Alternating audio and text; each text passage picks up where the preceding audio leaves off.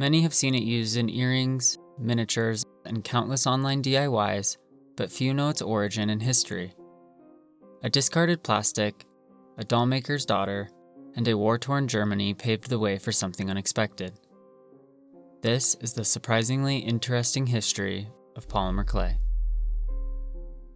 We don't know much about Käthe Kruse's early life, only that she was born on September 17, 1883, in the small village of Dąbrow in what is today southwestern Poland.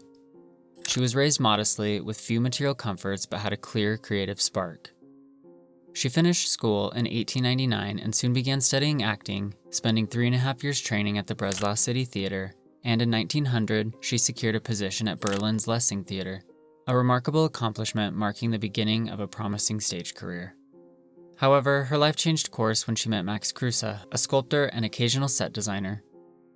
They married in 1902 and quickly grew their family, raising 8 children between them. Käthe gradually stepped away from the stage and into the rhythm of home life, yet her creativity didn't fade, it evolved. Surrounded by children, Käthe's artistic instincts found a new outlet, one born not from ambition but necessity. Max refused to buy the commercially made dolls sold in stores. He thought they were hideous, cold, mass-produced things made from hard materials like porcelain or composition, with stiff bodies and vacant painted faces. An unreasonably reasonable opinion. So Käthe began to make the dolls herself. She sewed soft-bodied dolls from simple fabrics and painted their faces with gentle, natural expressions. They were made by a mother for her children with care, warmth, and love. Word spread quickly and her handmade dolls began attracting attention, eventually landing in Warenhaus Tietz, one of the first department stores in Germany. From there, her reputation grew. She began taking individual orders, and it was her doll's realism and craftsmanship that set her apart from anything commercially available.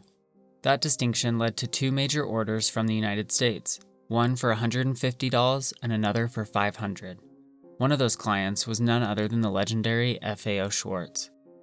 The demand became so great that in 1912, Käthe and her family relocated from Berlin to a larger workshop in Bad Kösen, where she established her headquarters. Despite the rapid scaling, everything remained handmade. Käthe Kruse may have left the spotlight behind, but she never stopped creating. Her dolls weren't just toys, they were expressions of care, individuality, and artistry in a world that had settled for cold uniformity. And in reshaping how children played, she quietly reshaped an entire industry. Käthe's influence only grew through the years, but no amount of artistry could shield her work from the reality of war. As World War II began, her doll-making empire was forced into survival mode. Material shortages, a strained wartime economy, and Käthe's refusal to produce dolls for Hitler's youth propaganda brought immense pressure. It was during this time that a new material was introduced to her workshop, a plastic compound known as Igolite, a trade name for a type of polyvinyl chloride, or PVC. It had been developed by IG Farben, the German chemical conglomerate behind a number of wartime products, including, most infamously, Zyklon B. Igolite was presented as a modern substitute for traditional doll-making materials, flexible, cheap, and mass-producible, but Käthe found it completely unsuitable for her work. She dismissed it, but notably, she didn't discard it.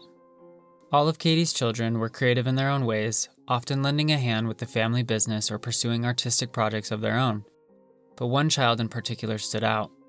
Sophie Rebinder Kruse, known as Fifi, became curious about the material her mother had cast aside. Not in a lab, just her kitchen, Fifi began experimenting with Igolite, blending it with plasticizers, stabilizers, and pigments, trying to make it workable, something moldable, something new. After countless trials, she landed on a formula, a pliable compound that could be shaped by hand and hardened in a home oven, which at the time was virtually unheard of. In 1954, Fimoic, short for Fifi Mosaic, was born. It first appeared in toy shops thanks to the family's deep roots in the doll-making world.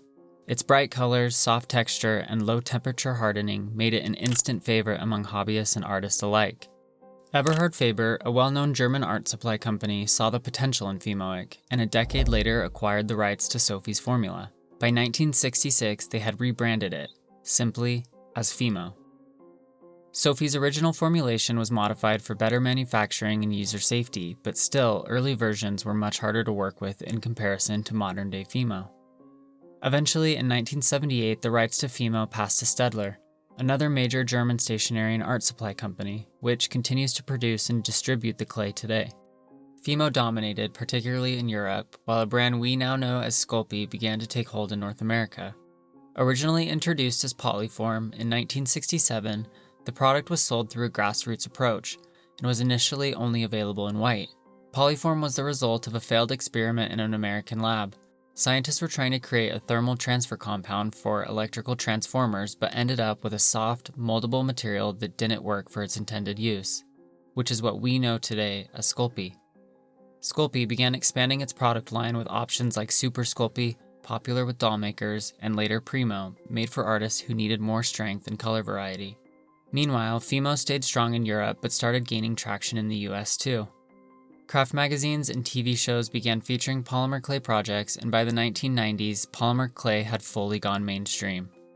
Big box craft stores made it easy to find, and the material started to be taken seriously as an art medium, not just as a kid's craft. By the early 2000s, polymer clay was well established in the crafting world. Around the same time, the early internet started to play a big role in shaping the polymer clay community.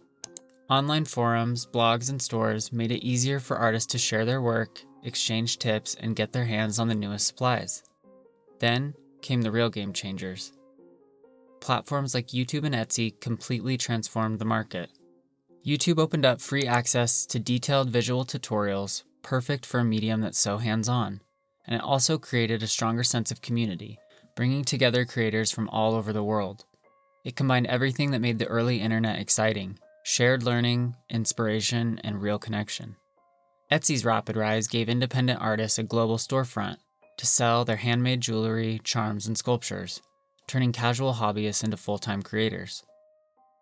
Today, polymer clay is more accessible, versatile, and respected than ever.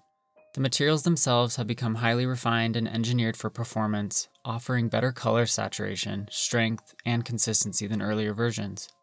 It has grown far beyond a casual hobby, and many artists have turned their passion into full-time careers, building sustainable businesses, writing books, and shaping the creative industry in meaningful ways.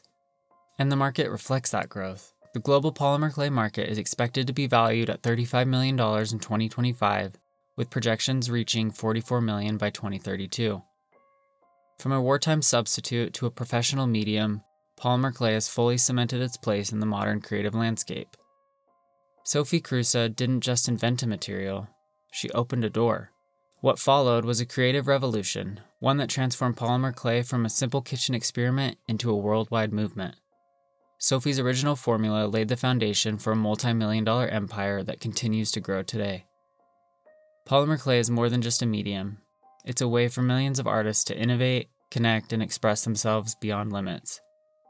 From humble beginnings in a kitchen to global online communities and thriving businesses, polymer clay's journey is a reminder: innovation often comes from unexpected places, and creativity truly knows no bounds.